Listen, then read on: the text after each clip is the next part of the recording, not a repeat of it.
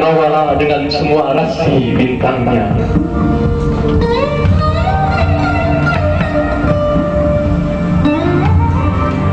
Engkau mengubah malam yang gelap menjadi siang yang benderang, dan bilik-bilik bersembunyi hati manusia terbuka di hadapan matamu. Engkau menyebabkan daya hidup beruah di hari-hari gembira musim semi, dan Kau pula yang menyiapkan telinga yang bersedia mendengar doa manusia tak bahagia yang berikut.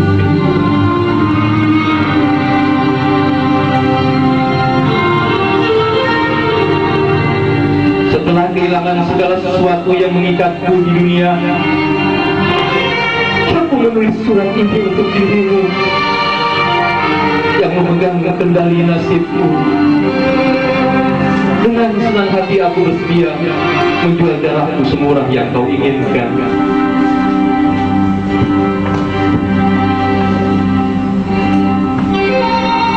Kau berkata bahwa aku setia menjaga persahabatan dan cinta. Aku begitu dekat dengannya, tetapi juga begitu jauh. Kuncinya belum dibuat, besi yang hendak ditempa masih tidur di batuan. Akulah debu yang menempel di kakimu. Kau adalah air kehidupan. Untuk siapa? Karena tiada berdaya, aku berbaring di bawah telapak kakimu, dan tanganmu menekap siapa? Aku bakal menderita karenamu, sementara kau mencoba menenangkan kesedihan. Kesedihan siapa?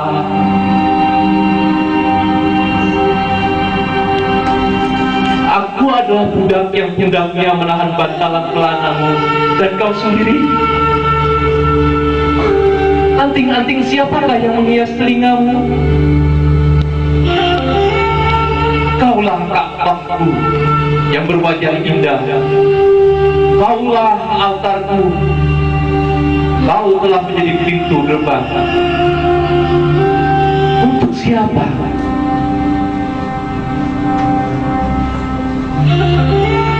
Engkaulah obat penawarku untuk ribuan luka, namun kau juga sakitku dan anggun di cangkirku yang tak menjadi milikku. Engkaulah mahkotaku yang tidak menghiasi kepalaku. Ya, engkaulah perhiasan yang dinikmati orang asing, sementara aku hanya pengemis yang diikat ular yang jaga.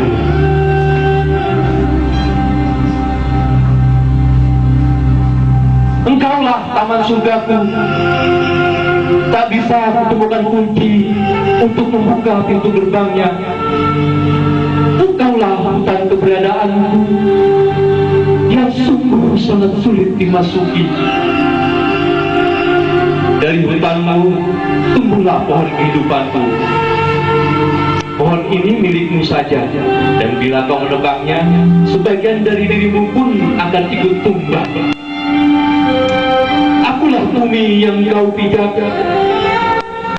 Bila kau mengelusku, aku adalah mata air yang menemukan bunga untukmu.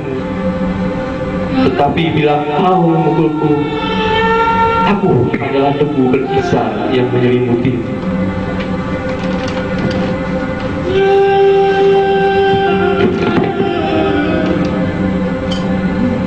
Tidakkah telah kuletakkan kepalaku di kakimu? Tidakkah aku terkenal sebagai hambamu? Anggaplah saja demikian. Aku membawa beban yang pantas ditanggung oleh seorang hamba. Jadilah tuan putriku, lakukanlah peranmu. Di mana perisaiku? Aku telah melemparkannya dan menyerah pasrah kepadamu. Aku telah menjadi tahananmu tanpa pertarungan. Tetapi bila kau sekarang menolakku, sungguh kepalaku hanya layak diletakkan di atas pedang saja. Tunjukkanlah belas kasihan kepadaku dan kepadamu sendiri. Jangan melemparkan batu kepada harta bendamu sendiri. Jangan bertarung dengan pasukanmu sendiri. Jangan menyengat tubuhmu sendiri. Bersikap lembut dan ramahlah. Berikanlah pelipur lara pada hatiku yang resah, sehingga mudah akan terbebaskan setelah itu. Apakah seorang tuan meninggalkan anak buahnya? Bagaimana anak buah itu kepada tuan yang tak pernah lihatnya? Maka biarkanlah aku tak menjadi hambamu. Janganlah menukar diriku dengan yang lain.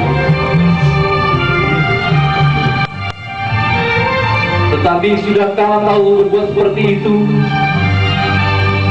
Tidakkah kau mengukir namaku pada sebongkah es yang meleleh di bawah sinar matahari? Tidakkah kau membawa tungku yang dibakar di sana?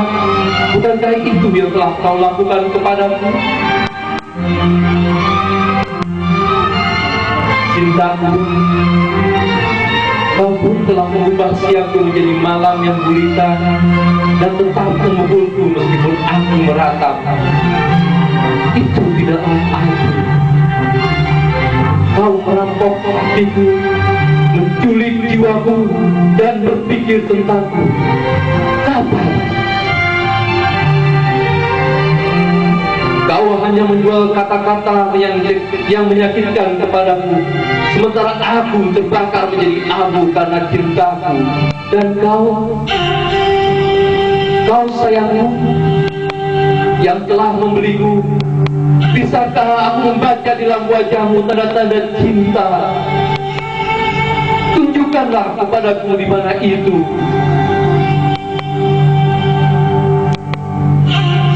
Mungkin itulah sebabnya kau memutuskan ikatan kita dan membuat ikatan baru dengan orang lain.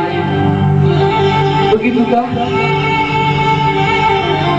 Kau membujukku dengan kata-kata dan memberi orang itu cinta. Tuluskah keluh kesahmu? Dan bila tidak, maka kekuasaanmu adalah belenggu yang maha kejam.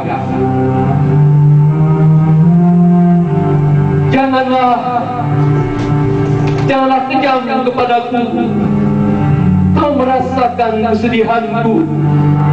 Mataku hanya mencarimu, dan saat mencari tanda-tanda yang menyatakan nasibmu, aku hanya berpikir tentang dirimu. Di manakah bisa ditemukan kedamaian? Hanya orang yang tenang yang diperbolehkan memandangmu, bukan orang yang hari-harinya berlalu seperti hariku.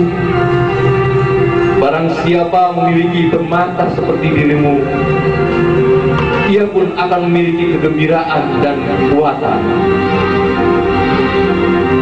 Oh, aku tidak memilikimu.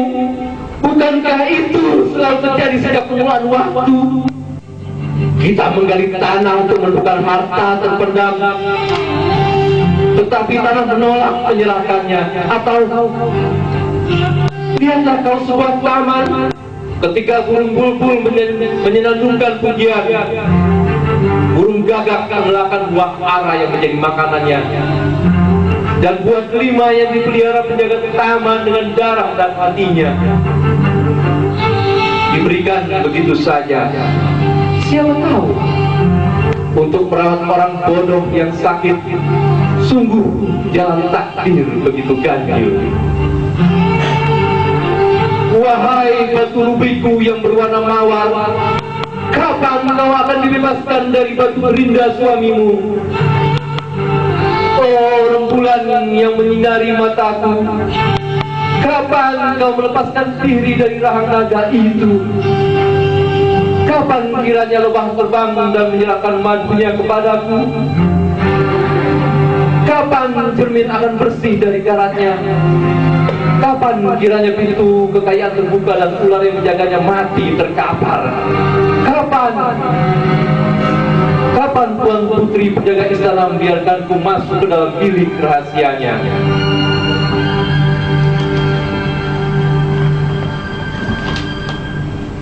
Namun aku tak kuasa menanggung kebencian kepada suamimu. Meskipun aku harus hidup jauh darimu di tengah kegelapan, dan laki-laki itu mengingat malam yang melayang-layang mengitari lampu. Semoga ia menikmati cahaya, semoga ia bahagia.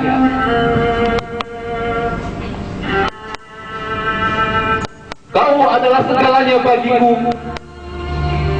kaulah baik dan burukku, sakit dan obatku.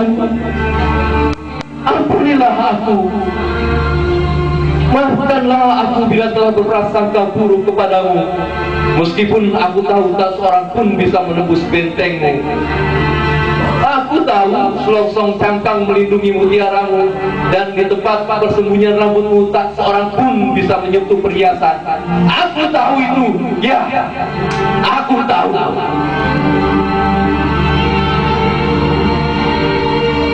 Tetapi kau juga tahu kekuatan nafsu. Hati yang cemburu bisa menyimpan pikiran yang jahat.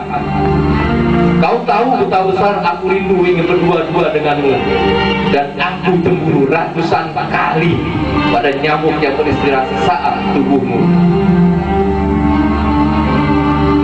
Pecinta macam apa yang begitu buta sehingga mata dan hatinya tak kuasa mengubah serangga menjadi burung hering?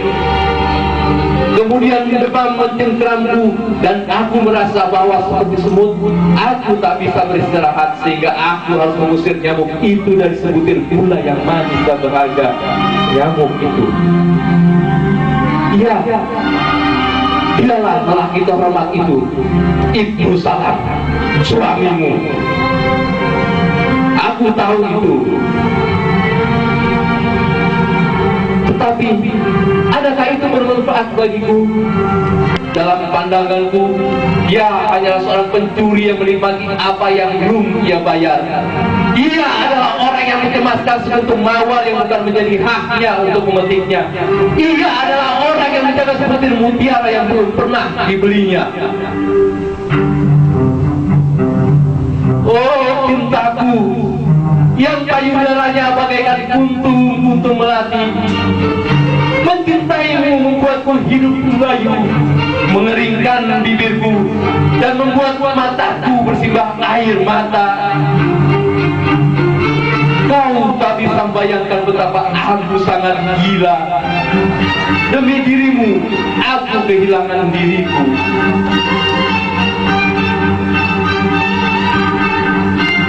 Tetapi jalan cinta hanya bisa ditempuh oleh orang yang melupakan dirinya sendiri. Dalam cinta, yang setia harus membayar dengan darah mereka. Jika tidak, cinta mereka tak lebih bermakna daripada sebiji gandum. Demikianlah kau menuntunku menyingkapkan kesetiaan cinta sejati, meskipun kesetiaanmu harus tetap tersembunyi dariku selama-lamanya. Biarkanlah cintaku kepadamu menjadi penjaga rahasia-rahasiaku. Biarkanlah kedukaan akibat cinta ini menjadi belayan mesra di jiwaku.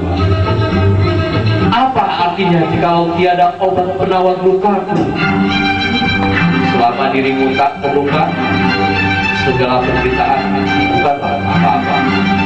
Terima kasih.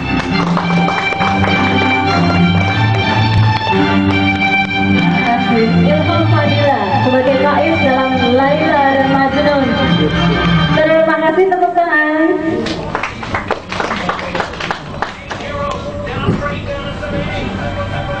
Masih terharu gitu ya, tapi Mas Tresnani sudah berjoget ya. Kisahnya klasik ya, kisah klasik tentang Laila dan Majnun. Cuma nanti kita bincangkan dengan Mas Salahuddin Geset, apa keistimewaan dari buku ini tentang kisah percintaan ini dari kisah-kisah cinta lainnya.